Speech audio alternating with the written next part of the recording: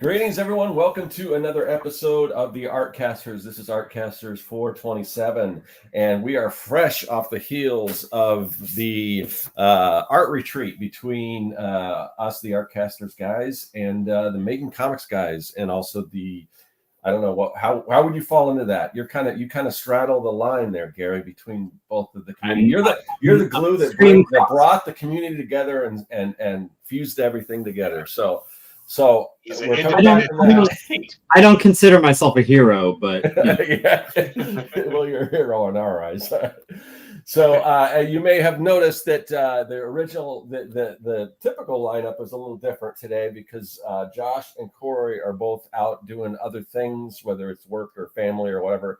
So, but I feel right at home because I just spent the weekend with these guys as well as some other people, and so we're just going to kind of get this thing rolling. Also, let me know in the chat if originally we were trying to hammer out some audio stuff. So I think as far as if there's any echo or anything, I think we've got it taken care of. But let us know if that's not the case.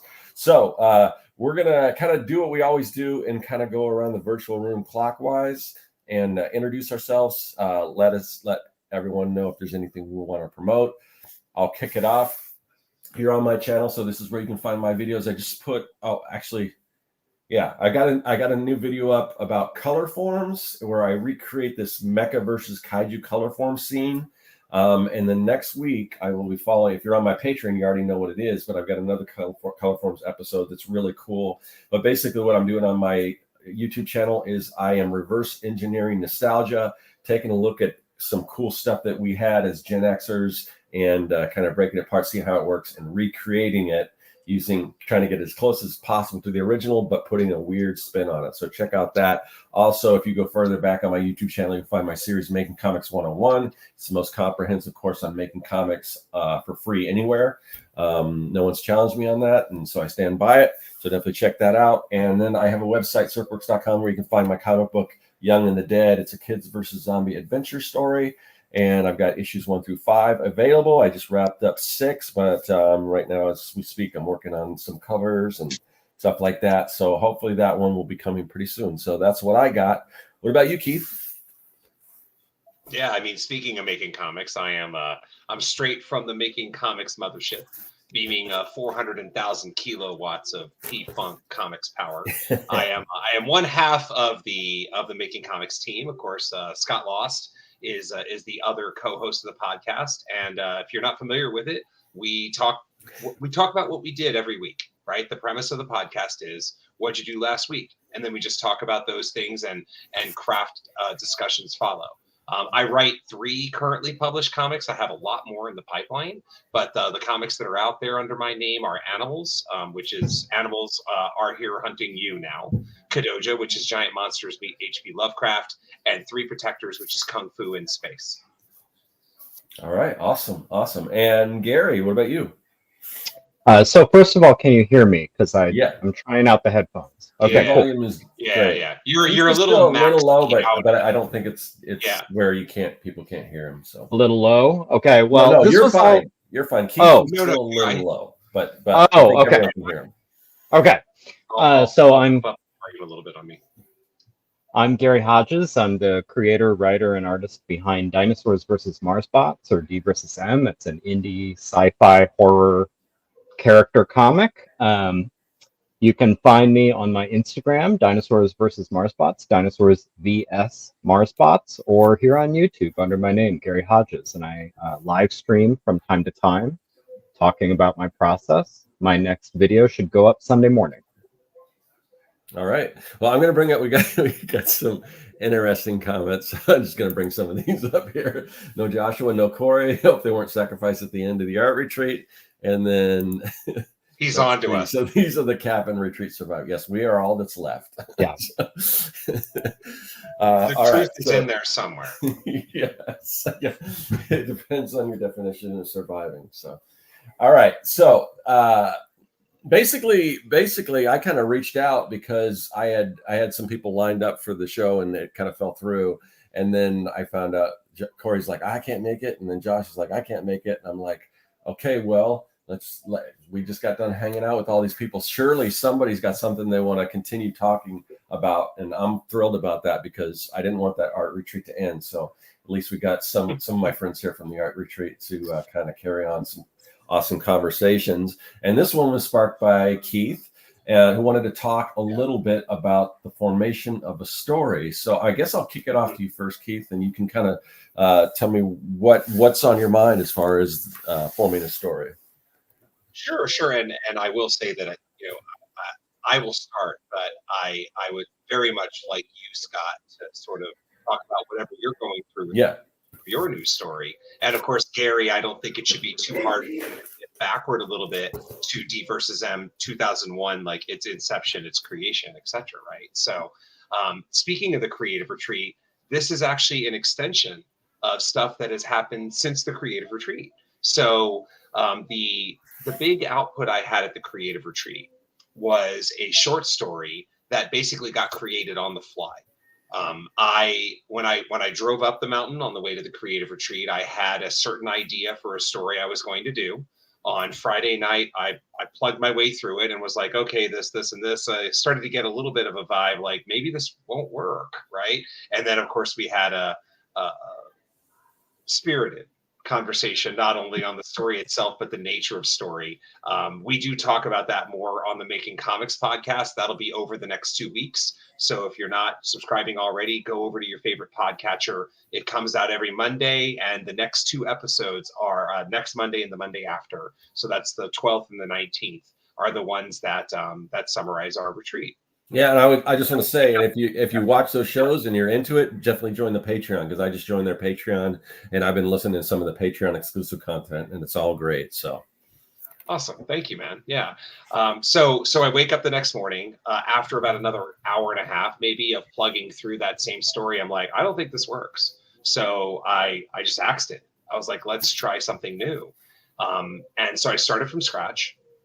And in starting from scratch, the first thing I did was I said, what am I interested in right now?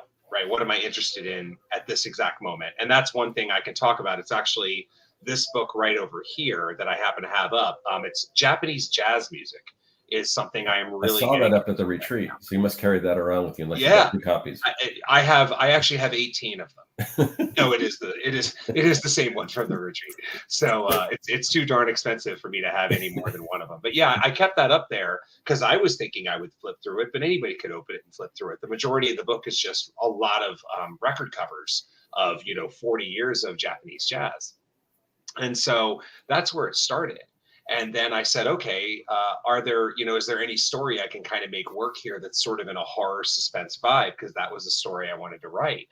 And I thought about it, and this is sort of where part 1 of the formation of the story came from, because I think, like a lot of people, I will sometimes just have an idea that doesn't fit in the context of any story I'm working on. So I keep a journal off to the side, or pages of a journal. And I was like, okay, maybe I'll use this idea someday.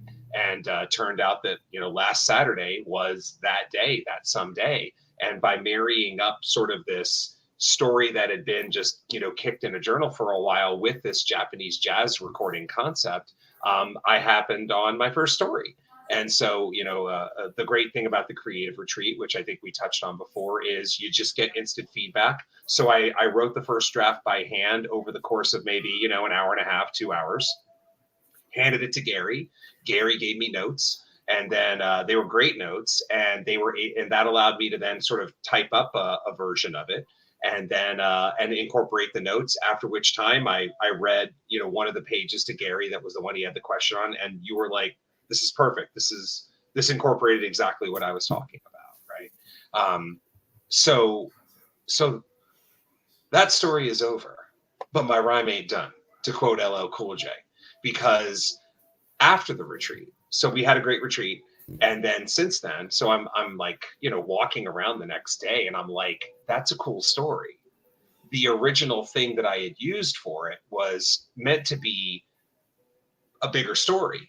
Do I have an opportunity to take this and turn it into the bigger story? And I did. So all of a sudden, one short story became sort of an interconnected series of, let's go with 5 or 6.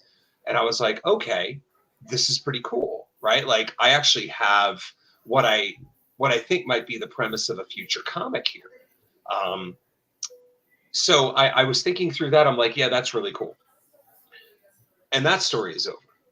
But my rhyme ain't done, because two evenings later, or 2 mornings later, whatever, I wake up and sort of have this kind of middle of the night thing of like, I had this other short story idea, and I wonder if that could play a role here. And it turned out that it does.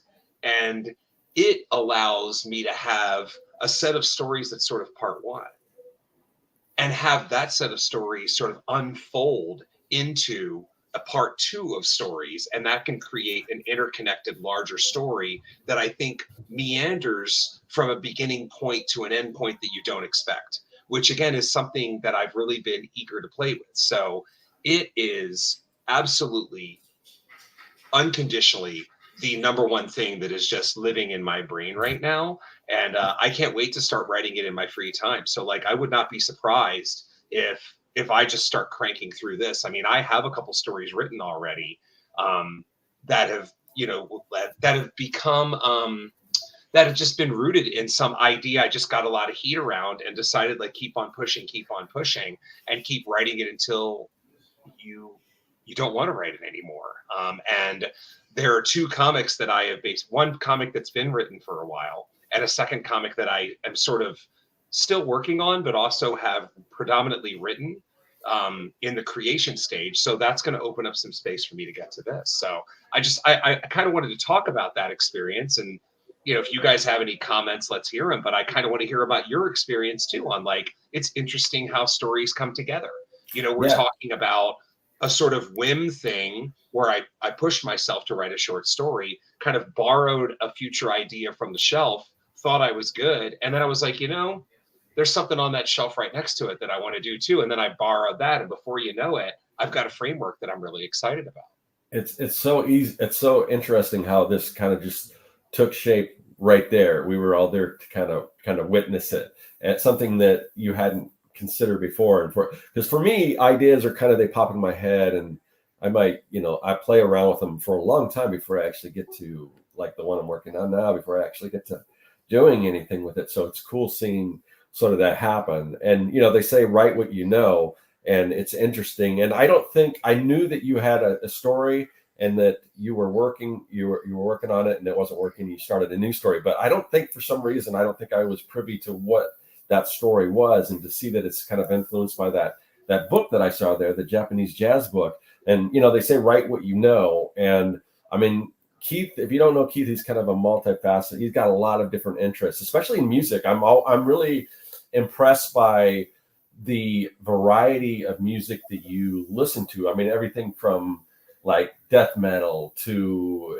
Japanese jazz to hip hop to funk to just about anything. I was kind of going through your record collection, and you just got a really and just some of the stuff that you were playing while we were there working, and it's just like you've just got a really awesome vocabulary when it comes to music in general. So, and that's one aspect. So it's really it's a lot better to write what you know if you know a lot of stuff, I guess. I appreciate it, man. But yeah, it's cool the way it comes about. Yeah. A quick aside, I'm not a jazz person, not anti or pro. I just don't have a lot of exposure, don't have a lot of knowledge of it. And I really enjoyed the so-called playlist of the Crestline Art Retreat. I really like the background. It was exactly the kind of music you want sort of in the background when you're trying to do something. It was just right. No programming notes on the soundtrack, or the playlist. So I had to go up, and I don't know if that was an Echo or what you were playing, what device you were using, but I had to kind of go and look at it every once in a while to see what it was. Like, oh, that's cool. I got to check that out. So yeah, very cool. Yeah. No, cool. I'm happy. I mean, that kind of, it's there are certain stages of writing, I think.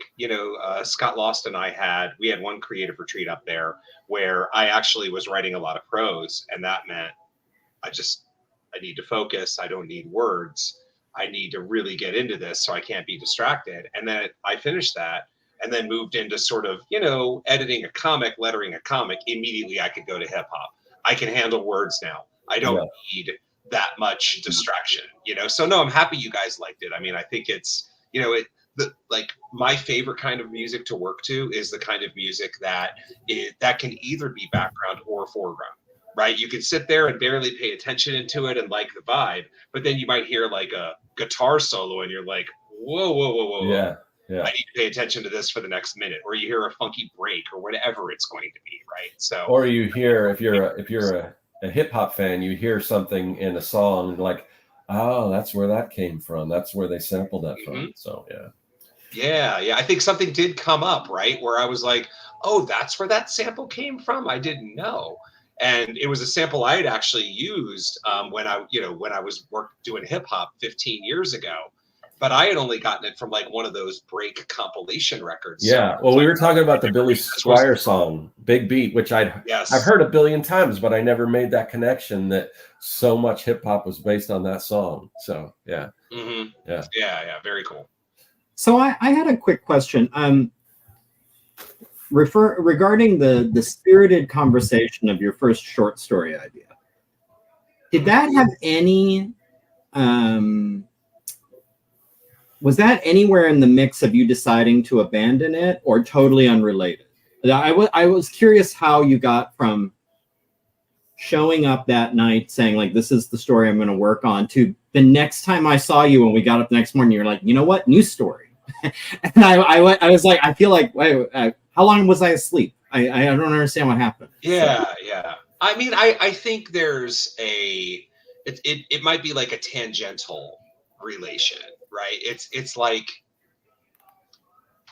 you know, so the nature of the story, the nature of the spirited conversation, I think it's fair to talk about, is that it was about where, you know, if you're talking about an 8-page story, do you treat it like kind of a brief thing, or do you give it an act 1, 2, 3 treatment? Right. So the idea that I had is that when it comes to horror stories, short stories especially, everything is built around that twist at the end, right? And especially in comics too, which, you know, I've been on a real pre-code horror comic bender.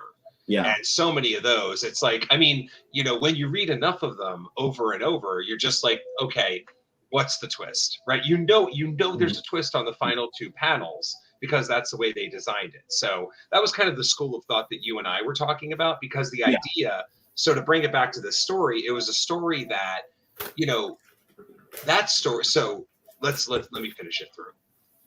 That was the nature of the conversation. So did that necessarily make me wake up the next day and say, no, there was something about that conversation that stuck with me and whatever. Should the twist, or should the big panel, should the big reveal, should the big climax be somewhere on page 5 or 6 of an 8-page story instead of on late page 7, page 8 of an 8-page comic story, right? So that those two things didn't connect necessarily, but the story that I walked in the retreat with has had many iterations, right? It started as the intro to the novel. That's going to be the first novel that comes out in a while. Then I cut it from the novel and said, I still like this. I should explore it as a short story sometime. I then have played with it as a short story and trimmed it and cut it and done whatever. And this version of the short story was I trim and cut it. And I'm sure you can picture this as a story. I trim and cut it so it's a story. But then when you get, you know, when you get to the final panel, page, whatever, you sort of zoom out and then you realize who told the story. That was the idea that I was playing with. That was actually what initiated the conversation. So did it help? It sort of did, because then I was like, this last minute idea for zooming the camera out wider is kind of stupid, right? But a lot of what it came down to was I was looking at this story and like it worked as prose. There's a lot of interiority. There's a lot of dialogue. There is not a lot of action, and comics are good with action, whatever that action is, right? So it factored in, but it was a seasoning level of percentage, I suppose. Or maybe it was like the Archduke of Franz Ferdinand getting shot. It was the thing that didn't necessarily lead to the war, but it was the thing that made me realize that it was time for the war, right? It got the ball rolling. Yeah, right. Mm-hmm. Yeah, absolutely. That's interesting. Okay. That I'm dropping World War I references on that ass. Hey, I appreciate it. I listened to all of. Is it Dan Carlin? Is it Hardcore History? Are you guys familiar with that podcast? Yeah. I haven't listened to it, but I'm familiar with it. Yes. Yeah, I mean, I burned through. It's hours and hours and hours. Just walk. I didn't know a lot about World War One, and he has hours and hours and hours just walking you through it, beginning to end. It was fascinating every step of the way. I highly recommend it. Anyway, but that's so my question is to you guys, right? Like Scott, what led you to this story? I mean, we've talked about it a little bit, but stories sort of they're sort of a combination of like choice, happenstance, and desire, or choice, happenstance, and whatever, right? Yeah, so I guess a couple of times. I'm trying to remember. I don't remember where the kind of the seed of the idea started, but part of it, again, kind of write what you know or write what you're interested in. I've always been interested in hip hop, but it's been a while since I always wanted to do something with hip hop because when I was younger, my friends and I listened to hip hop. We did some beats. I would always write lyrics, but I never really rhymed or anything. We kind of, it was more like a fantasy thing. Like, I would design album covers. Oh, this is what, this is, or we had, I did, artwork on jean jackets and all kinds of stuff like that. But I would write lyrics that, I don't know, they weren't that great, but I'm speaking of writing as we go, I'm a better writer now. And I just kind of, one of the things I want to kind of go back and like, with the knowledge that I have now, what could I have kind of done? What could I have done if I set myself back in that, like time travel back in that space and really, create something with this thing that I love that I never really got to realize. So that's part of it. And then, I like, obviously I like giant monsters and stuff like that. I mean, long before I knew Keith, when Kadoja 1 was out, I assume it was Keith. I don't remember, but I was at Phoenix Comic Con, which is now Fan Fusion, but just going through, and most likely Keith pitched this book. I'm like, oh, okay, that's cool. I'm buying it. So I've got like one of the first editions of Kadoja, but I've always kind of, I don't go super deep, but just in general, I like giant monster movies, and goes back to also giant robots. I mean, I used to collect, Shogun Warriors and things like that, and all that kind of stuff. What's that? Well, yeah, I did just buy a new one. I've been, I blast from the past that will never make. I don't have it life again. It doesn't ship till like February, Okay. but I'm looking to get my Great Mazinger or Mazinger. I think they're slightly different. Yeah. I mean, they're just subtle differences between the two, but I think it's Great Mazinger that I got. But anyway, so. But yeah, so just taking a few of my loves and kind of playing around in my head and being kind of somewhat surprised at how this stuff's two seemingly totally different things kind of fit. It's almost like, you got Wu-Tang where you've got rap music and you combine it with like martial arts, and those are kind of weird. I mean, I guess there was like, was it Enter the Dragon? What's not Enter the Dragon? What was the Berry Gordy? What was the movie with Joe Duff and Keith? You got to know this. Which one? What was the movie that I'm thinking of with? With Show Enough in it. God, Yeah. What is that called? The Last Dragon. The Last Dragon. Yes. I was like the last. So Song. that's just kind of one of those things where you wouldn't imagine those kind of ideas fitting together, and they do. So it was kind of that type of thing. And then just, I don't know, just the more I started kind of playing around with it, and it just, I don't know, and I've had other ideas here and there, but they don't kind of come together like this, or even Young and the Dead. And I've talked about this before, where Young and the Dead was originally just, I came up with the idea because I thought it would be super simple and easy to do in an 8-page story, which was the original intent. And then I started kind of getting into the characters and like, oh, there's more to this story. And then it became, what will ultimately be a 6-issue arc.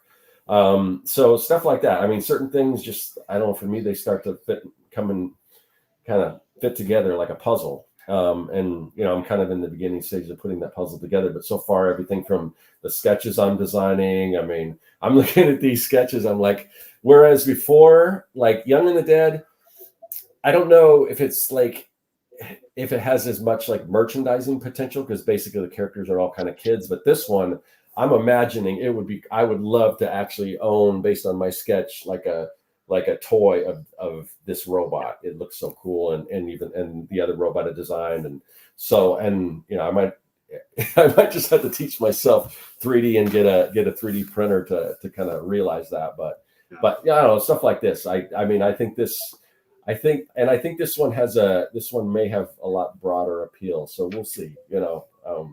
But I don't know. That's kind of the whole idea. And again, I'm kind of in the beginning stages, but that's where I am with that now. Yeah, it's interesting you say that too, because like in you talking about your line about not expecting hip hop and like giant robots to come together. Right. It did remind me of one of my dumber. I mean, I don't know. I actually like it. Okay, I'm gonna say it's dumb, but like I like it.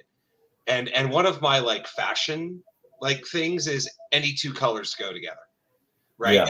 I like applying that to stories. Any two go together. You introduce a third, you might have your ass a problem. Right. Mm-hmm. But like any two, you can make any two work, and so I think it's and I'm sure like you were hinting, you start to put them together and you realize there are synergies there, right? Or that you'll do things that people will sort of that you don't realize you're doing, but that will allow people to sort of create these connections, right? Like when you showed, me when I saw the sketches of a couple of the robots, I equated it to sort of this old hip hop compilation series. And I mentioned that you sort of have a style that reminds me of like a graffiti style in this case. And I think it really works, right? Just with like the lines of the robots. Yeah. Those little things, some of which are conscious and some which may not be, they all sort of line up and create like a cohesive whole. And now you feel like they always went together. Yeah, I'm definitely going to lean into that. And one of the things that I do want to do with this series is I want it to be totally different. Like you could look at it and not even realize it's the same artist, the same creator doing it. So I want the style to be different. The look, everything just to be way different than Young and the Dead. So, and I'm sure, it's kind of shaping up to be, because the two definitely, I mean, if I was to create a shared universe, I don't even know how these two things would be connected. So it's a totally different, different idea. So we do have a question. We have a question from Jim. So this would be a good question for all three of us to answer. Question for the crew. Do you usually come up with the ending to your stories before you're done, or do you work linearly, or both? I'll start. Can I ask Jim a question back real quick before you do that? Can I ask Jim a question? Yeah. Do you usually type in all caps, or is this sort of an homage to like MF Doom? Right? I also have a question. Why are you shouting? All caps when you spell my name and when you type in the Artcasters chat. Okay, sorry. Go ahead, Scott. Yeah. Okay. So I'll kick it. So for me, I didn't. When I created Young and the Dead, I didn't have the ending in mind, but it definitely was. I was probably, I don't know. I mean, I kind of had a vague idea maybe, but once I got around to maybe issue 2 or 3, I had the ending by then, and I've been steadily working towards that ending. With the new one, other than, and I guess it's a spoiler, but the good guys will eventually prevail. And I have some, I have some ideas of some cool moves and things that'll happen like during battles. But other than that, I'm still not sure how to tie it up into a bow. So I don't have that ready yet. So what about you guys? I do. I do. very early on have a sense of where I want to end up. Now, there might be a couple different ways to get there, and there might be different versions of that ending, and that I might find as I go, like through the writing and the rewriting, decide like what kind of incarnation of that I like best. But I do absolutely know where I always know where I'm starting, what kind of character I'm dealing with, and where I need them to go. And a lot of the writing is just figuring out the path they're going to take and how we're going to get there, and how I need to tweak them so they'll end up where I need them to end up.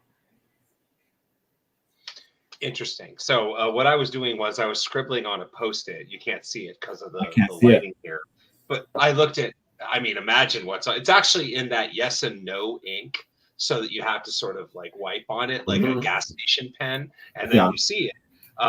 But no, I was writing it down, and I was just doing an actual history of all my stories and whether I had the ending in mind when I started them. And 5 out of 6, the answer is no.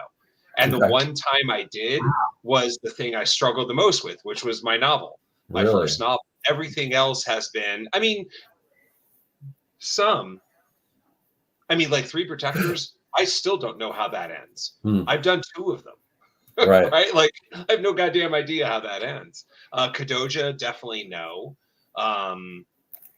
But to your point, Gary, I think, knowing how it ends and sort of writing to it, again, I had a strict idea for the first novel, but for some of this other stuff, I'm kind of like you, right? It's what I always equate it to is like sort of a video game, like an open world video game, right? You know where you're supposed to go, and if you do your job well, then you sort of create the feeling that this person is sort of wandering around through an open world video game, but at some point getting to their missions and advancing and moving along until we get to a satisfying ending. Sure. Let me ask you this: as you're writing these sequential stories that come out every so often as issues, I know for me, like with Young and the Dead, even though it might have been around issue 2 or 3, like I said, when I kind of came up with the idea for the ending, but I know that I was preparing for that ending, whether I totally knew it was going to happen or not. I had created some things that early issues come into play that don't pay off until the end. So I'm kind of dropping things, and maybe it's like, I can't remember exactly, but maybe I'm dropping these things like I want to do something here. I'm not exactly sure, but I want to put it here just so it is, there are things that call back to the beginning of the story and come back around. So do you guys do that kind of thing as well? I do. I think it sounds like even the origins of Young and the Dead, I see a lot of parallels to the origins of D versus M. But no, for me, now Keith is demonstrating you don't need to do it this way with Three Protectors, but I'm doing a 6-issue arc, and to me it is an arc. Like I have a logic of like, this is the order the stories go. This is why I'm doing this one now and then the next one next. And I have a sense of where I want to end up. And therefore each installment needs to play that part in getting me to where I ultimately need to go. So there's like a sort of a micro and a macro. For an individual story, I know the ending and I need the characters to get me to that ending.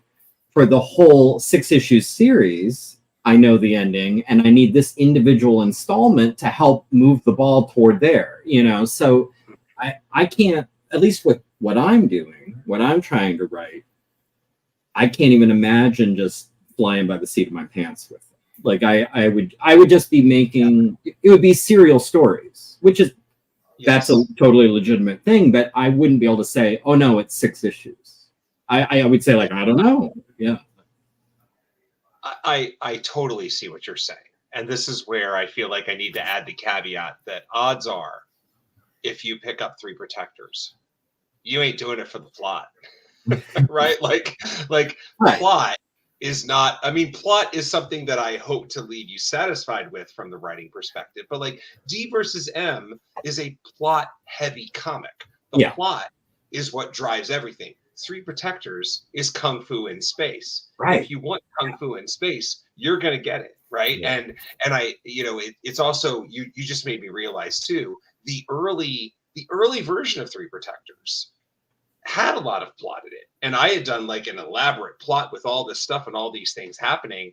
And then I got a note that like, this plot actually doesn't lead to the place that it should. Like you think it does, but it doesn't. So over seven iterations over 4 years, I just kept getting rid of plot bit by bit, chunk by chunk, and before you know it, I was left with like a futuristic Shaw Brothers comic, right? Which is fine.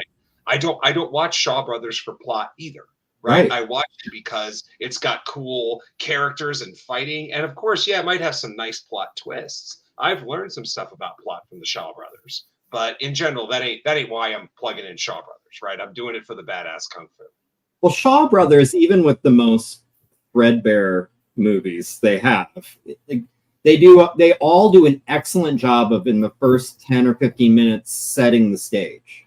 This is the situation. These are the people. Here's the potential, conflict that's going to happen. All right, let's just watch it, and then it just all, like, you're basically you're arranging the chessboard and you're pushing it over the cliff and watching them tumble. And that's the movie, it's just how they tumble, which is a completely legitimate, fun, entertaining thing to watch. Yeah. And not everyone's doing that with their stories, but yeah. I had a question I'll answer real quick, just asking if I know how many issues this new series will be. No. All I know is that I don't want it to go on as long as Young and the Dead. I want it to be a little more concise. And I don't know if it'll be issues. I don't know if it'll be one big, kind of tray. I have no idea at this point. We'll know when I get further into the writing, but yeah. I wanted to just chime in real briefly. I don't know if I had heard, I'm sure we talked about this in the past, but I don't remember you telling me that Young and the Dead started as just like, this will be an easy little kind of one-off. Yeah. Oh, yeah. And then it turned into this monster that you've been working on for years and years. What's funny about that to me is that's exactly what Dinosaurs versus Marsbots was. And I'm not going to do the whole history of it for people who might be familiar, but just very quickly, I was invited to this thing that was in Phoenix called DinoCon. It was a dinosaur convention. They were going to have merch tables. And the person who was running it came to me and said, would you want to do a merch table at DinoCon? And I was so not into it. I thought, I'll make a pitch that will be fun for me if she says yes. And if she says no, even better, because then I won't have to do anything. So I was like, yeah, I'll do it if I can do like dinosaurs fighting robots. Like if I just do prints of dinosaurs. And she was like, yeah, that sounds great. Yeah. So I was like, okay. So I did 6 prints. Wait, I have to do this now? yeah, exactly. That was kind of my attitude. And so I did 6 prints, each one a different dinosaur fighting an alien war machine or something, And just to add something to it, I was like, well, now that I have these, I'm going to do it like a coloring book. And that was another thing. I hate coloring. So I was like, I'll do them black and white. So how can I justify black and white? It's a coloring book. They're coloring pages. Like there, you color it yourself. And on each 2-page spread, there was the line drawing. And then on the other side, just to come up with some prose, the idea was these are anonymous sources talking about this classified war that took place involved. And so you just get these blurbs from a soldier or from a veterinarian or somebody on the front line talking about this. Every time I was at a con, people were saying, it'd be really cool if you had a comic. When are you going to do a comic? A comic would be awesome. And for like years, I was like, that sounds like way too much work. But they planted the seed and I just ended up started chewing on it. Like if I did do a comic, what would that be? Like what would that look like? And what would the story be? And how would I structure it? And the way I describe it to people, then myself into D versus M, where it was like, okay, if this is the pitch. Eyewitness accounts from the front lines of a classified war. So that's the pitch. If that's a thing, who are the most likely eyewitness people? It's like, okay, probably a soldier, probably a scientist, probably a man in black, probably, maybe just an innocent bystander, just a civilian. You come up with this list and then you say, okay, so if you have a man in black, what would be the most interesting situation you could plug a man in black into? And then you come up with a story. And then you're like, all right, so now here's your situation. He shows up at a scene and it goes bad. What could be unique about this person that really plays well with that situation you came. And it, for me, it becomes, the writing process becomes this back and forth of plot refining the character, character refining the plot refining the character, character refining. So like, I've decided this character is like this. Okay, if the character is like that, what should I do to the story to really, you know, put them in a situation that show? Okay, now I've changed the story. All right, now the story is like this. What, again, now how does that change what the character does? And you end up in this washing machine of plot character. And after a while, like, that's basically been the story process, my concept process for all these books so far is starts with what's a neat idea and who's watching it happen. And then let's just go from there. If then. It's like, yeah. But it sounds so much like what you just described. It's crazy. Yeah, much like I said, I feel like I was kind of there around when kind of Keith came up with the idea for, or when he first started distributing Kadoja. I knew I saw Gary there when all he had was that coloring book at Phoenix Comic Con. So yeah. Well, and also I got to give a shout out to Daniel from Steam Crow, because he came by. I still am a huge fan of him. Yeah. And he had come by, which to me, it was like having a celebrity visit. He came by and visited my table at Artist Alley and was looking at my stuff. And I think he might have bought a coloring book or a print or something. And he said, he's like, I think I told this story at the retreat. He was like, this stuff is all pretty cool, but if you really want to hook people, you should attach a story to it. If there's a story, like right now you have prints and like someone's going to show up and like, oh, Tyrannosaurus is my favorite dinosaur, and they'll buy that print. But if they're into the story, they're going to buy all these prints. They're going to buy, like, they're going to get like into all of this. And that was, I think that would have been the last nudge for me, where it's like a comic might not be a bad idea to really kind of help us get into people's brains. Yeah, and you've heard anyone, I mean, usually when somebody asks what's a great independent comic, I always my go-to is Gary's book, because it just, and to see it evolve from that coloring book is just like, to me, it's like, wow. I mean it's just like come so far. So it's crazy. Yeah. It's crazy. I never would have thought. It's early Brian Michael Bendis, and I mean that in the best possible way, right? Like Jinx, aka Goldfish, Torso, reminds me a lot of those books, and I love those books.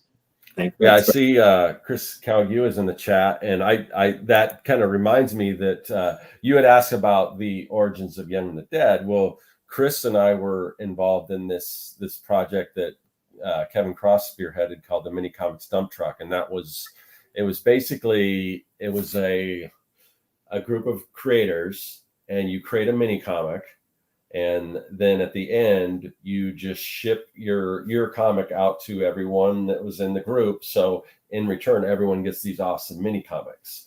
That's fun. And that's what it was. But it was supposed to. I think the thing was like an 8-page story.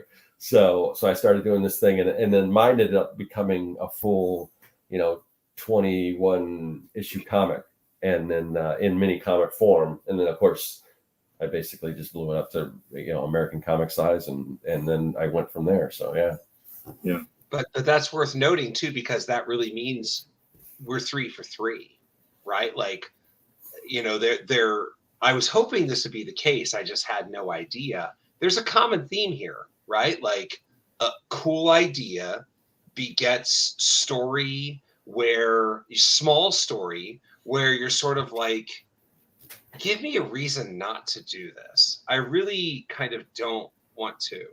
So I'm looking for a reason to not do it. But then along the way, you're like, it turns out I kind of want to do this, and I do it. And then you do like a dose of it. And then you realize like, wait a minute. Okay, doing this dose really has me interested in blowing it out. And before you know it, you're here. Right. Well, and I can say, and Scott's already passed this milestone. Like I'm gearing up to start drawing the 4th one out of 6. This far in, the idea of now stopping is ludicrous. Like, you know, it's like, no. Like, it's not a sunk cost fallacy. It's like, there's no way you could do anything this hard for this long, no pun intended, and you know, not love it. You know, like it's, or I don't, love isn't even the right word. You're obsessed with it. It's like stuck in your brain, and you're trying to exorcise it. You know, it's like, I'll just. Yeah. The only way to retire this thought bouncing around in my head is, I think, just to write and draw it all out, and then maybe I'll be free. You know, that's kind of how it feels. Yeah, I totally co-sign. Yeah. Yeah, I mean, and to me, it's what's funny is that, I mean, there were times where, yeah, I mean, I definitely wanted to see this through, but my, as far as Young and the Dead, I mean, the amount of time it's taken for me to produce a single issue, because it's not my number one, because I occupy my time with a lot of different creative projects. So it's kind of like, but that's the one I always kind of go back, even though comics definitely my first love. They're hard to do. So sometimes I, work on other things, and so there were times where I thought, I don't know at this rate if I'll ever get this thing done. And for it to actually almost be at that finish line is just like, and the other thing I said was, okay, after I finish Young and the Dead, I might not do a comic for a while, because here I am writing another one. So writing another one. I told Keith, I think, I don't know, within the past year, I think you asked me, Keith, like, once you're done, what do you think, what's next? And I said, I think I might circle back to a novel I was trying to write for years. You know, I started in college and wrote for a little while after. But watching what you're doing, Scott, it's like, oh, good Lord, what if I finish this? And 3 months later, when I'm kind of like, then suddenly some other idea like pops in, and it's just like this one where it's just, I can't get away from it. Yeah. Yeah. I mean, as someone who doesn't draw, can't draw, I think part of that's kind of what's the interesting thing in terms of stories too, because I feel like there's a certain type, for me, when I think of a story, it always becomes like, is this better as a novel or comic? Now that I've done both and I know what it takes to do both, how do I want to do this? And I think that's really cool. Like, it's really fun. This newest idea, it was clearly like, no, this is a comic from the start, but it did start as prose. And I've had another idea that's just way out there. It was sort of a second novel that I wrote about 30,000 words for, and was like, no, I like this new idea instead. It's still out there. And I've kept on kicking it down the road as a future comic, but now I wonder if it was meant to be prose all along, So, but I think a lot of that is just the type of story it is, and whether it feels more sort of like a, for me, it always just comes down to like visual versus interiority. If the story is going to skew a little heavier toward interiority, then the novel might be the best thing. If it's going to be a little more visual, then maybe make it a comic, right? Yeah. So I think that's part of the fun. Yeah. So Keith, I know, listening as a listener on the podcast, I know you keep things kind of close to the chest as far as what you're working on. Mm-hmm. So forgive me if I'm misunderstanding, because you've got kind of various things you're working on, but wasn't there another book that was written as prose that you decided to do a comic out of, as opposed to vice versa? Yeah. Well, now we're at the point where it's been a couple of them. Okay. But yes, I think what you're referring to, the book that was written as prose, that was the failed. It was the time travel, right? Time travel? No, that was always a comic, because I immediately thought of that visually. So I think what you're talking about is, in fact, I hate saying fail, right? Because what happened was so you're right. It is that one though, Scott. I had written about 30,000 words of it and was like, I like this. I think it's cool. But then I don't know, you can call it like the mistake of, or the fortune of, listening through Neil Gaiman's masterclass. And then one of the things he talks about is, if it doesn't emotionally resonate, then maybe it's not worth doing. And while I thought it emotionally resonated, what that, again, sort of angular, right? But what that made me realize is that my second novel was very much like my first novel in a lot of ways. And so then two thoughts came up. I'm like, I don't know if I really want my second novel to be that much like my first novel. I want it to be different. I want to do something. I want to do a different process. And more specifically, so when I say that, I mean it was plot driven. The first novel was plot driven. And when you do a plot driven novel, then the characters tend to be weak. And then you spend a lot of your time fixing the characters. And when you fix the characters, as Gary has hinted, it changes the novel. So for me, it was like, let's make a second novel entirely character driven and struggle with plot and figure that out. So at that time, Scott, you're right. I then took that thing and put it up on the shelf like, oh, I'm going to do this as a comic now. And you're right. I talked about it a fair amount on the podcast, and it's just hanging there, right? So it was going to be the next comic until I got the idea for the time travel comic. Right. Okay. And then it became the next comic after the time travel comic. But now I've got this brand new idea that I'm way more interested in than that thing. So it's kind of like, all right, well, you know, keep it up on the shelf and I'll just keep on working on this. Yeah, and you never know. I mean, you put it on that shelf and then somewhere down the road, it's like, wait, and you get this eureka moment where, okay, wait, now I'm into it because I just, you know, that thing that I was looking for before just didn't come to me, but it's there now, and then that could change the whole game. So yeah, I think so. And another little thing in the back of my head when I shelved this novel was the novel that I wanted. So there's a novel that I want it to be, and I am not good enough of a writer to get to that novel right now. So that novel is going to go up on the shelf as a promise to my future self that when I'm better and I've gotten more reps in, and I've done more craft and I've read more novels and I've critiqued more novels and comics and all that stuff, then there will be a day when I'm good enough and I'm ready to pull that off the shelf. And I'm not sure I'm at that day yet, right? I'll keep on exploring the way I can explore. Keith gave me good advice once that I realized was good at the time, but as time has gone on, I'm like so glad that I did not disregard it or wave it away. And it was, I think it was after I finished the third book, I was a little burned out drawing, and I had proposed, maybe I'll just sit and write the scripts for the last 3 books, just like back to back. Because the way I have been doing it is I'll write the script, I'll draw it, take a few months off, write the next script, draw it. You take a few months off, like that. And I was like, I don't know if I'm ready to throw myself back into drawing every day for a year, so maybe I'll just, bust out these 3 scripts. They don't have to be perfect. They don't have to be done, but at least, I can just spend more time writing. And you, in so many words, basically said, if you do it the way you're doing it, like where you write, then draw, write, then draw, write, then draw. By the time you write that last one, you'll be that much better a writer because you'll be that much older, that much more mature, that much, that was sort of the thought. And I at the time, like I said, I knew it was good advice. And I was like, yeah, you're probably right. And so I just abandoned that idea. Now, getting close to drawing this 4th one, seeing where I'm going, thinking about a lot of the really difficult writing challenges I've teed up for myself in the last one, I hold on to that like a security blanket sometimes, where it's like, you know what? Older, wiser Gary will be able to figure this out. Right now, I don't know exactly how I'm going to stick the landing, but yet that'll be 3 years from now. 3 years, I'll know then, and it allows me to kind of not get overwhelmed with the scope of what I'm doing. So I appreciate that, by the way.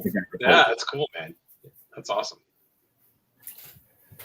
All right, so let's see. I was kind of going through the chat to see if there's any. I don't think there's any additional questions other than if we got any rain tonight over in Arizona, which I did. I don't know about you, Gary. Not yet. It's windy and cloudy. We got rain the past few nights, but not as far as I can tell. Not so far tonight.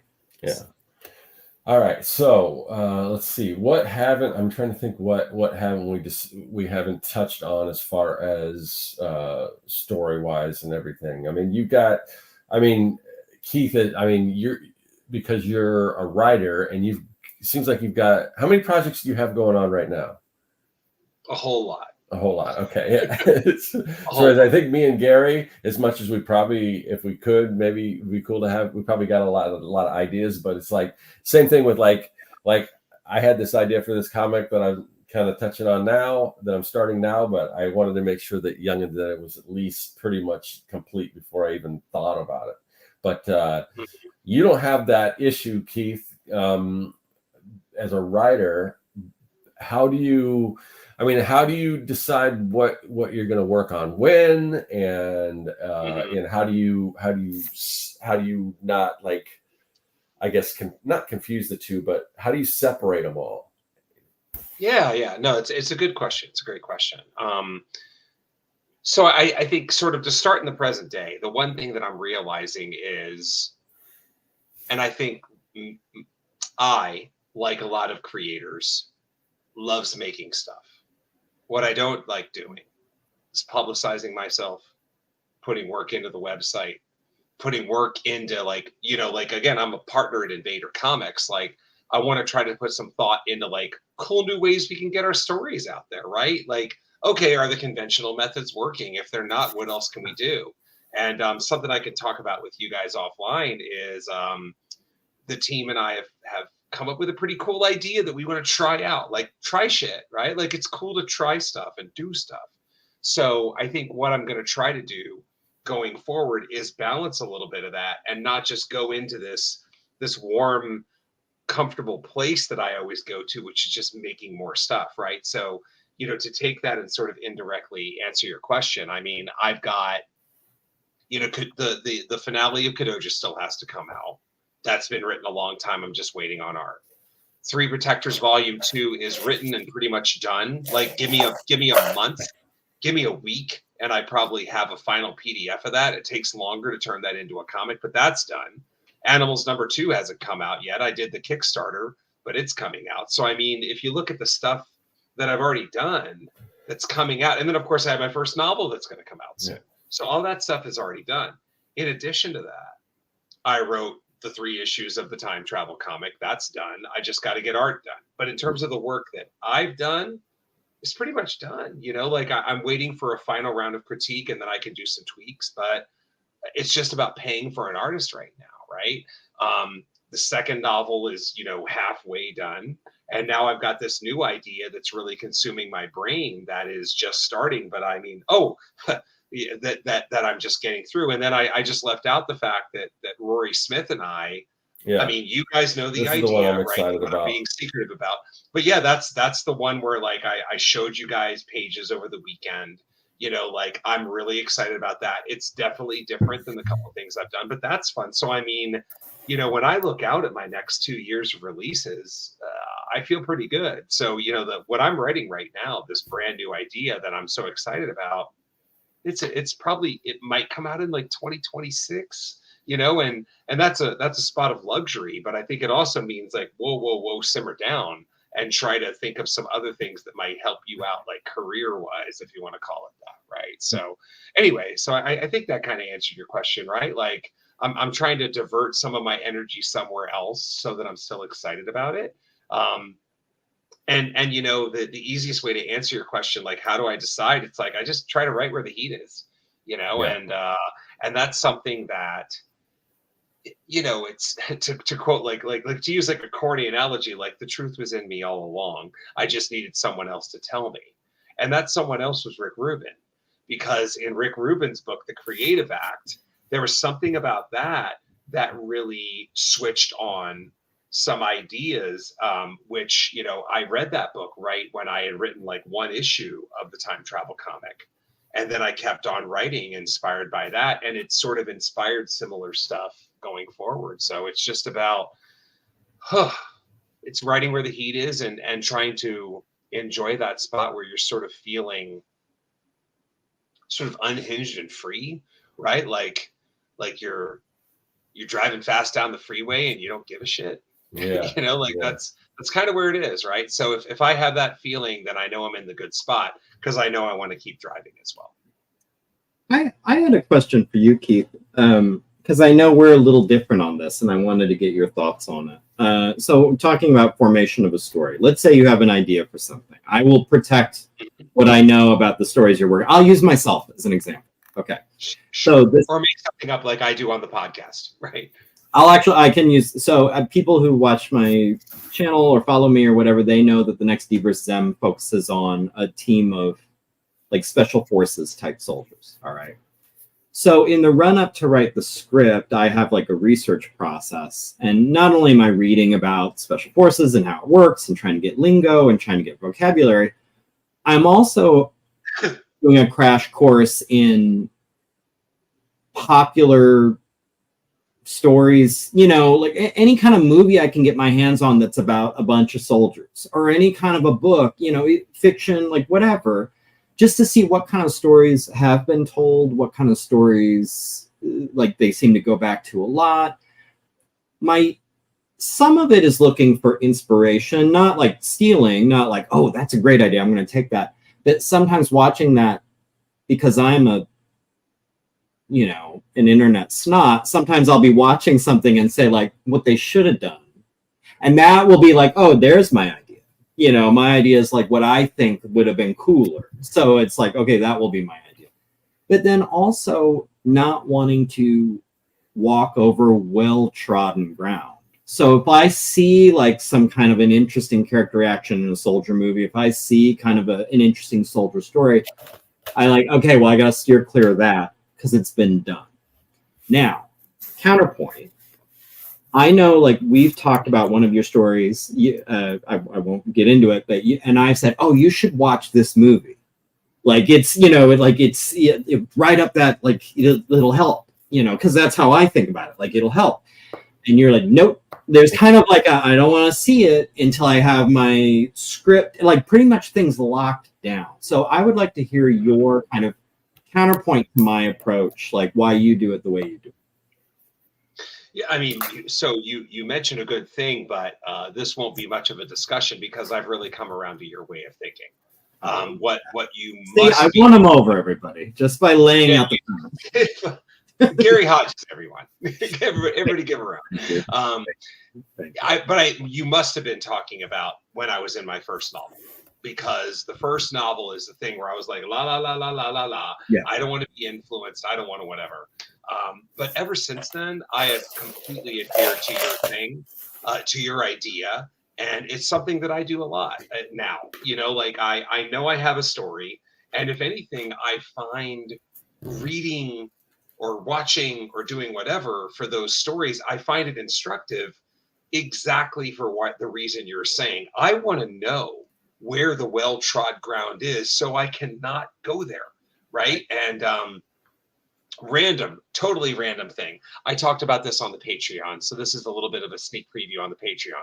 On one of our Patreons, because Making Comics, Scott and I have a Patreon, there was an episode about a month or two ago where I went to a comic shop and I bought a whole lot of issues of a series because I was thinking of just doing my own treatment of it because I had this really cool story idea for a character that exists in a major company's universe, but I just wanted to do it to put it out there, right?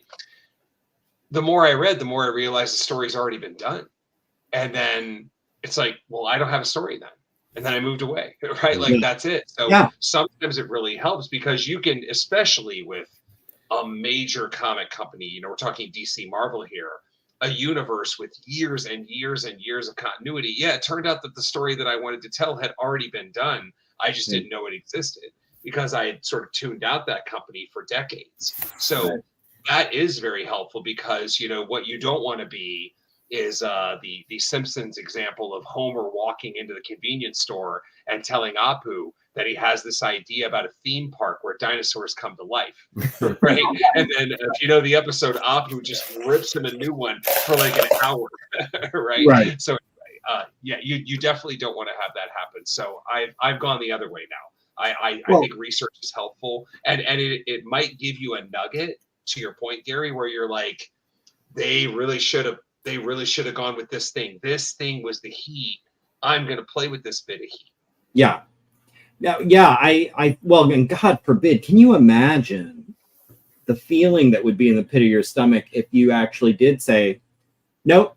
I'm going into isolation mode and like I'm going to write my story, and you write it, and then as soon as you come, rub your eyes, come out of your little cave, and like look guys, look, I did it, and then you see on the stands your story that's been done, and actually it's in a reprint. It's been out for 15 years. Mm-hmm. Exactly. That's a terrible. To market is not a crime, right? Knowing that thing should have. The crime is if it existed a long time ago and you just didn't do your research or you avoided it on purpose. And you're just doing a remix of something. It's like, oh yeah, this is just like, I was mortified. I nearly, it ended up being totally different, but I don't remember the name of the comic right now, but it's something like Dinosaurs versus Martians or something like that. Okay, and yeah, I think I saw that. Yeah. Yeah, I was like a book or two in and someone was like, someone said like, oh, so you probably are a big fan of Dinosaurs vs. Martians. And I was like, what the fuck are you talking? Like, what is that? And I went and looked, and I was like, oh God, I like the chill of like, what are they doing? But it was basically, it was like Martians going back in time to fight dinosaurs in dinosaur time. It was like, okay, this is nothing like it just, it sounds similar, but it's not even close to the same thing. Yeah. Well, and I think too, like it's. Oh, sorry. Go ahead, Scott. Oh, I was just going to say, yeah, because every once in a while somebody will come up and, oh, it's kind of like this, and maybe it's something I've never heard of. I'm like, okay, I better check that out, and I do, and it's like, okay, that's nothing like what it is. So there's a moment of panic where it's like, oh yeah, this is exactly like that movie that came out in '79. What was the name of it? It was like, what? Was it though? Yeah. Wait a minute. Right. Well, and I'm about to say something where like I can't remember if either or both of you guys were in the room, but I think that's part of the fun part of the creative retreat, right? Is that, I think you guys were referencing something earlier, or Scott was like, I didn't even know what your story was about. And it's like, yeah, that's because the cool thing about having so many people is you break off, you do something, you get lost in your own thing, you're in the other room, you're doing whatever. So, I think we all feel like we got a front row seat to anywhere between 40% and 80% of what everybody else did. But like, there's gaps. You don't know all of the stuff that happened to everybody because there's too many people and groups and subgroups. There are whole episodes of the Crestline Art Retreat season that I missed, that I did not watch. So, exactly. And I in the room. Right. Yeah. People bring it up, and I just like, what? When was that conversation? Yeah. Right. Yeah. Totally. But one of the things I think I brought up to whoever was in the room at the time is that when I was working on the first my first novel, I show up at novel class, and the second I sit down, one of the students in novel class says, "Oh, Keith, did you see that this book, title withheld, just came out, and it's in the same setting as yours?" And like my eyes went like this, and the novel teacher goes, "Keith does not know that yet. Right. We will talk about it later. His novel is nothing like their novel." Like, I just thought that was so cool. Go ahead. No, Gary, you I did hear that story. That was basically it. But then like what I proceeded to do was sort of freak out in real time in front of the group. And then I was like, "Mark, what's the novel?"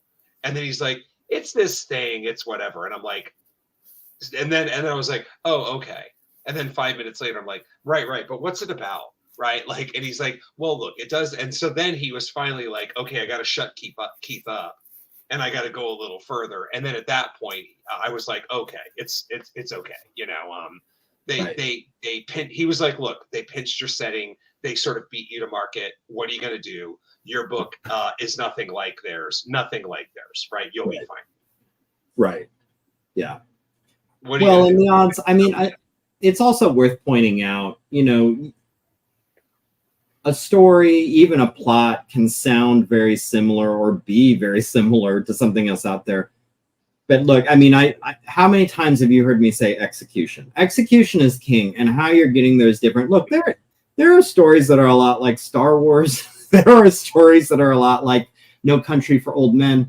It doesn't matter really. It's like you're doing it your way, and that hopefully will be enough to distinguish it, even if the story's sort of same, the character's sort of the same. I mean, look, it's not so much the case anymore, but when I was a kid and you went into a bookstore and you went to the Western section of the fiction, it would be aisles and aisles. And there's no way all of these are untold stories. Like a lot of these are like, what? It's going to be a mysterious gunslinger wandering into a dusty town. Like, I mean, come on, but maybe they are all legitimate because they're told a little different, or they focus on something else, or they have their own flair. It's fine.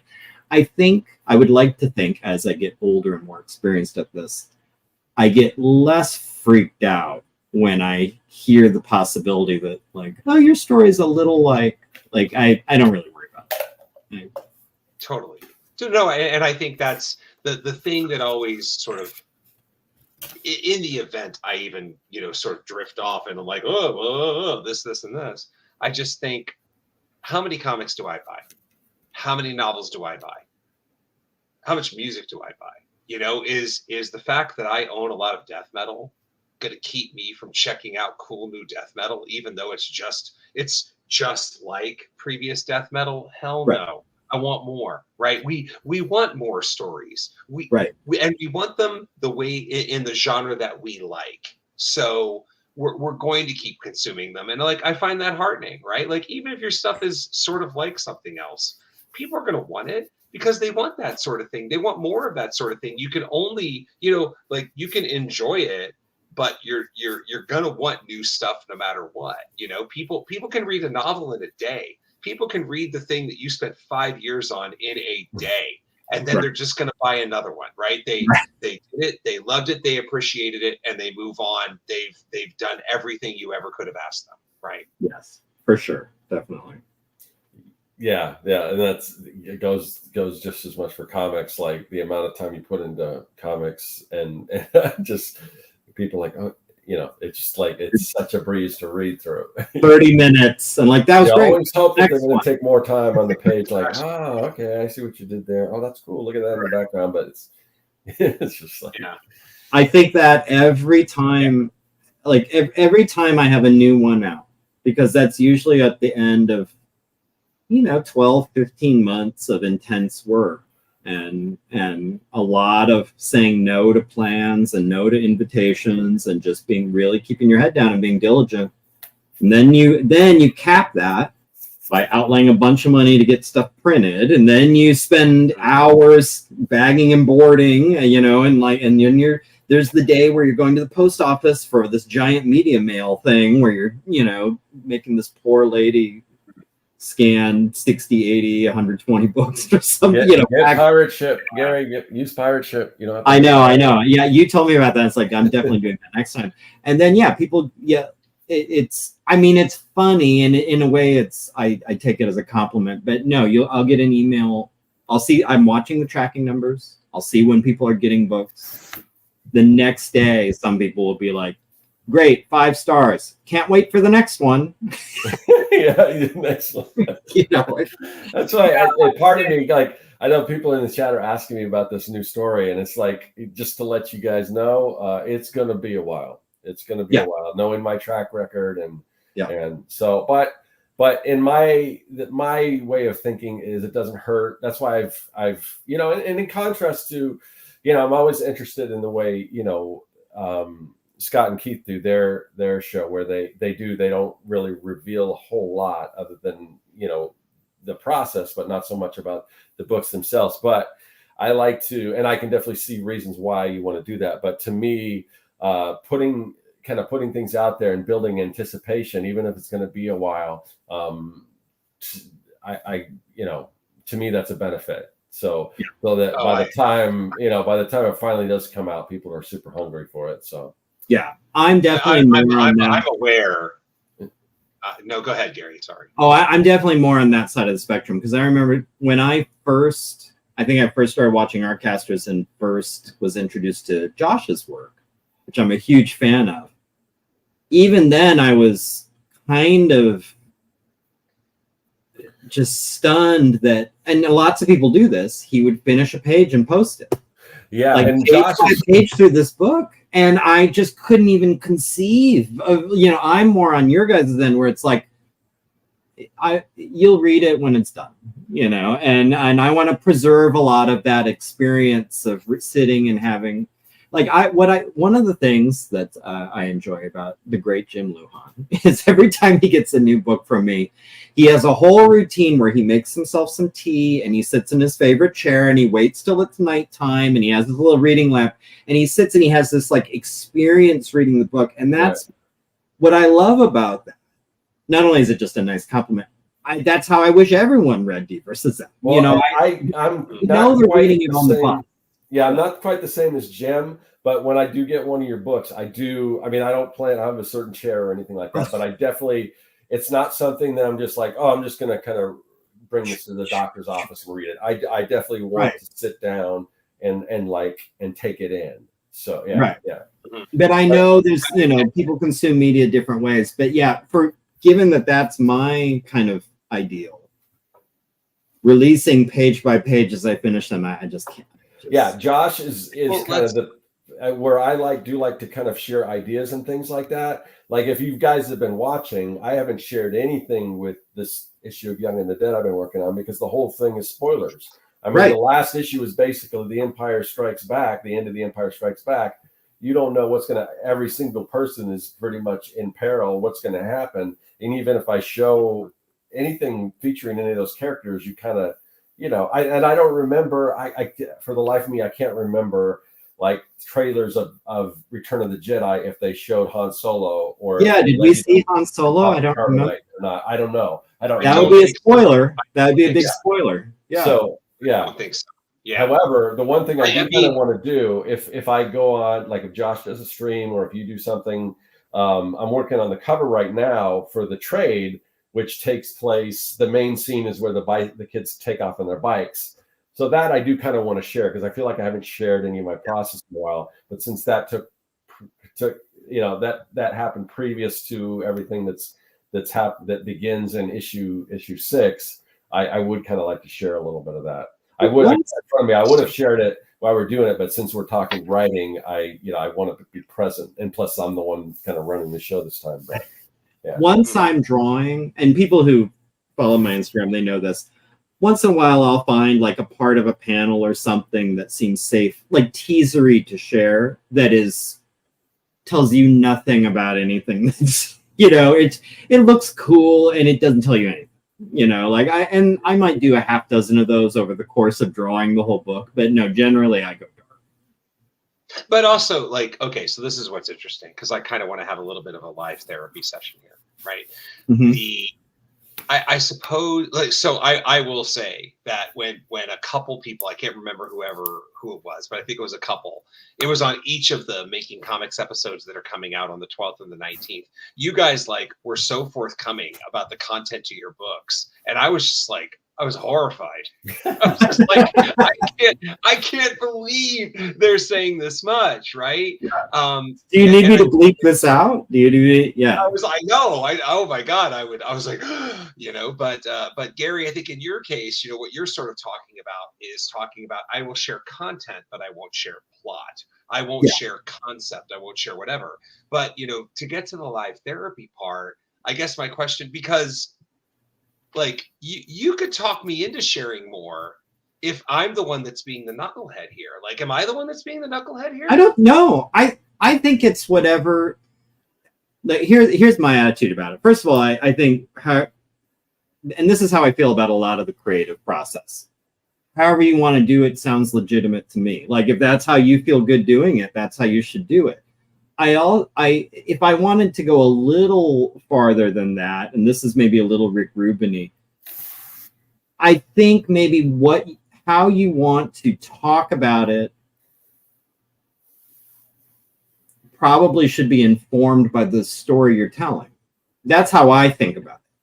I think the experience of reading D versus M, there's twists and turns, and it's a weirdo roller coaster. It's the Willy Wonka ride where you I don't know where this is going to go. I don't want you to know where it's going to go until you're sitting down on the ride. So for me, that makes sense of no, I'm not going to reveal a lot. I'll tell you the basic premise, the pitch that I would give at a con to you. I'd say, it's a bunch of soldiers in the woods, looking for whatever. I don't even know if I want to reveal that much, but it's soldiers out doing their thing and things go sideways as they're wont to do in D versus M.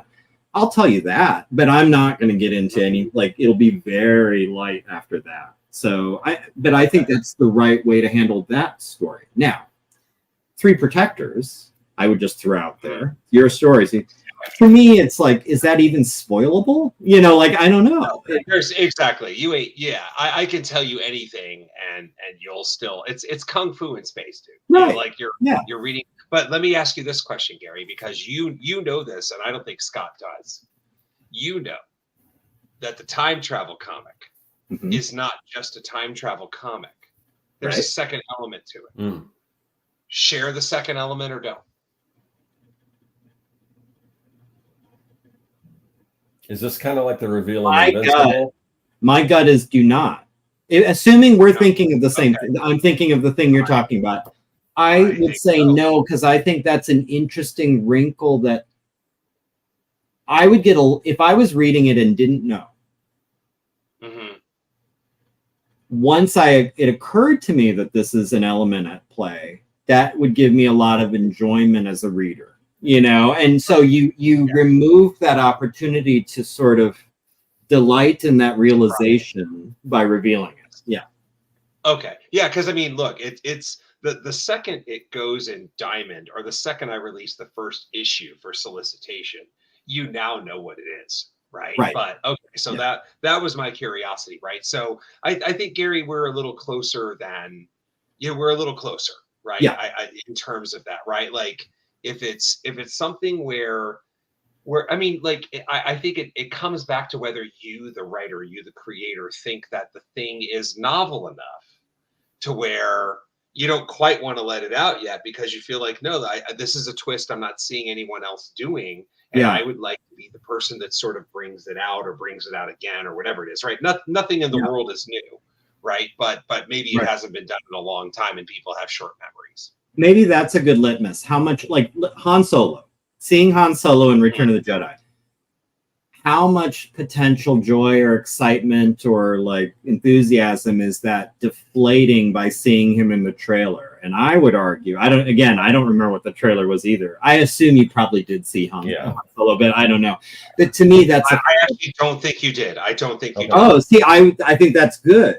Because I think if we find this out, we have to go watch it after this. Watch the trailer. Yeah, like, I think I'm going to do that immediately. The original. You're robbing the audience of that opportunity to have that thrill and to have that. It's like, oh my God, that's what's going to happen. You know, like you want them going in wondering.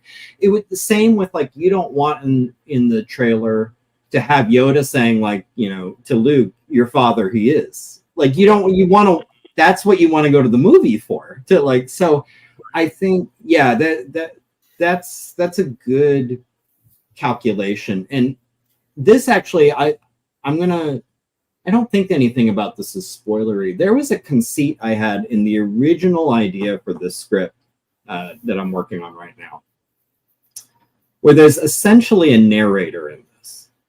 And I was playing with the idea, not even playing with it, I was really trying to make it work. What if I'm concealing the identity of the narrator?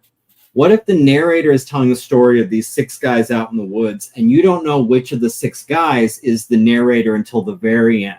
And I was turning myself in knots trying to figure out, that's a tricky writing challenge to tell a whole story where you don't even know who the main character is, you know?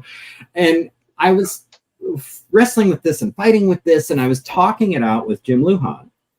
And he asked me, he was like, and I don't know if this was his sort of Socratic approach, like he knew like what my answer is, like this will help you get at it, or he was just throwing a question out. He's like, if the readers, if they got spoiled, if they knew who the narrator was, would that ruin the story? Would that bother you?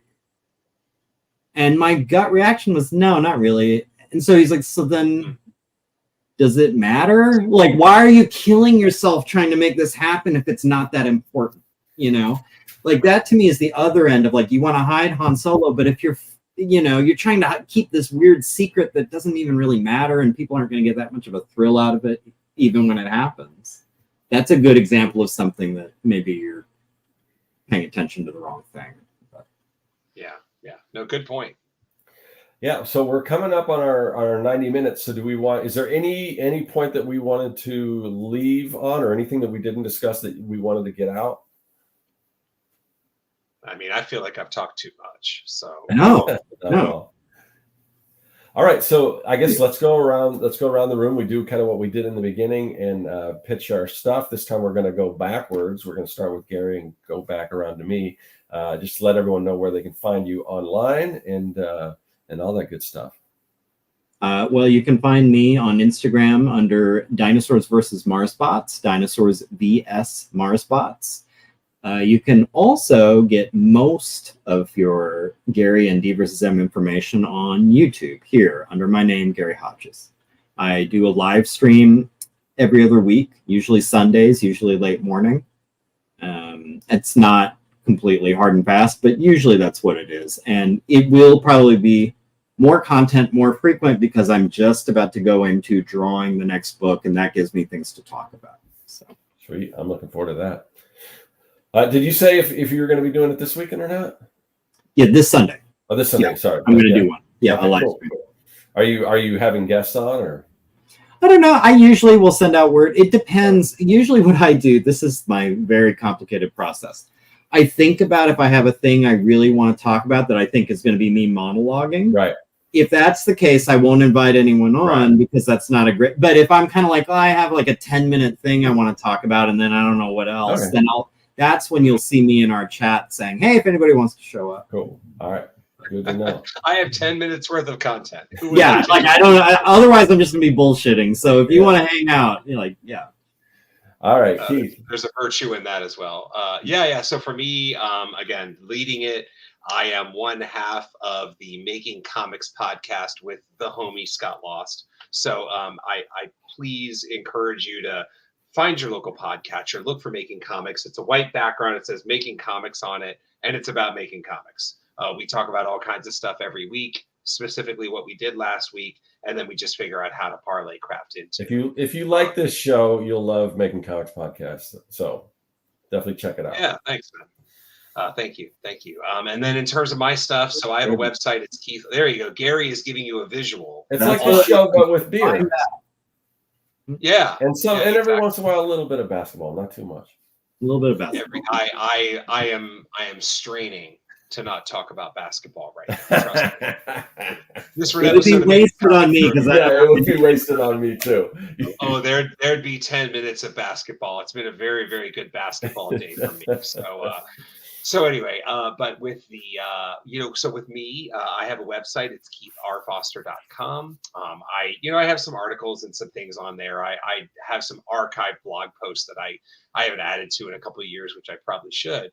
But I also have all my books there. I have a store, and I have some blurbs about those books. So those books are Kadoja, which is Giant Monsters Meet H.P. Lovecraft. I am nearing the end of that. That's gone 18 issues. Wow. It's going to go 18 issues, and then we're going to take some time off.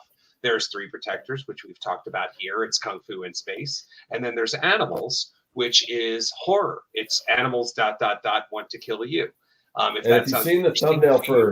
If you've seen the thumbnail for this video, that's from Animals issue 2. That's the cover. So definitely. Yeah. That is right. That's the cover. And Animals issue 2, I think it'll be in Diamond Previews next month, as well as a solicit for issue 1. So if this is brand new to you, then you should be able to walk into your comic shop in, about 2 weeks and be like, I want Animals 1 and 2. And they should be able to get that for you and order it for you. Sweet. And there was something I was going to mention. Now it's totally escaping me. What was it? Man, I can't. It was. I don't know. Okay, so also maybe it'll come back to me as I start going through my whole thing. Let's see. So you can find me here on this channel. This is Circleworks Art Lab channel, where in addition to if you go back in the archives, you'll find a bunch of content on making comics. So much that I felt I had everything to say. I mean, I still have stuff to say. Obviously, I'm doing this show, but I said so much about making comics that there's so much content on here on making comics. go back and you can just dive into that. So I kind of switched focus, and now I am reverse engineering nostalgia from the 70s, 80s, and 90s, kind of that Gen X period, putting a cool spin on it, and just really upping up my game when it comes to videos and everything like that. So definitely check that out here on the channel. I know what I was going to say. So Keith mentioned his website. There is a link in the description of that. Speaking of websites, I have a website, circworks.com. Where you can find digital products that'll help you make comic. You can find these kind of wax packs that I've been putting together, going back to reinventing old nostalgia from the Gen X era. And I also have my comic book, Young and the Dead. It's a kids versus zombie adventure story, which you've kind of heard me talk about here. I've got 5 issues available there, and the next one is coming at some point somewhat soon. So I'm just kind of wrapping that up. So definitely check all that stuff out. I wanted to thank everyone in the chat. We had a lively chat going. Thank you for all the questions. Hopefully we didn't miss any, but a lot of times I know you guys are also talking amongst yourself. We appreciate the community. And one last thing, and that is we do this show every single week. It usually looks a little different because my 2 co-hosts aren't with me tonight, but Corey and Josh are also typically my co-hosts, and we rotate between our 3 channels.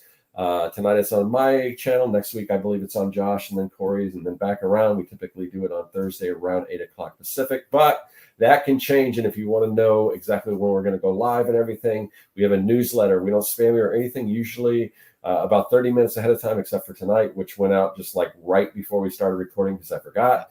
But I sent out a notice letting people know when we're going to go live. And that's especially important if, like last week, where we postponed the Thursday show to do a show with everyone between the Making Comics podcast and the Artcasters and the extended Artcasters Making Comics podcast family in one place. And if you haven't seen that, it's on Corey's channel. Definitely go check that video out because you get to see us all in person, hanging out together, doing an awesome live stream. So definitely check that out.